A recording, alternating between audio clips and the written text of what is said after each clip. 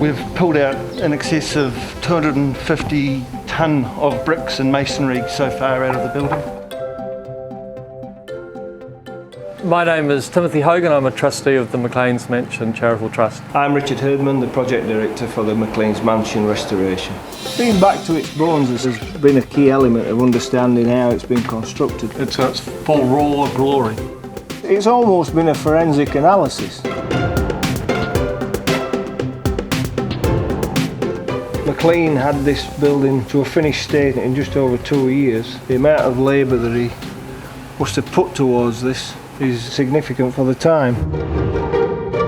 So this house as it stands today is the same size as it was in 1900.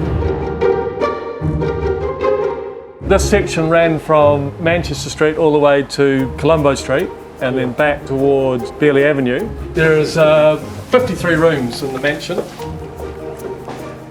This was a dressing room. Which these days would have made a reasonable sized lounge for a lot of people.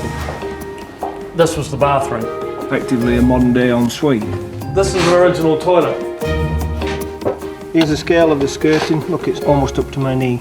Alan McLean would have sent some of his staff to Europe and England to source various materials, including tiles. It's just the sheer scale of everything, the construction elements, the materials used, the types of materials used, the very best. This is the foundations of the glass house that once stood on the site. It eventually became the town end conservatory and the Botanic Gardens.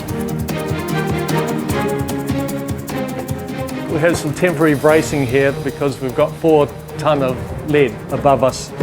I think it's likely that these would have been private quarters where the owner would have sat and studied his day. Alan McLean owned a great big run hold north of the Waitaki. The government wanted to break it up, so they bought his land and he pocketed a small fortune. So he spent a large part of that on this house. The housekeeper lived here till 1913, and at that point the house became the McLean's Institute.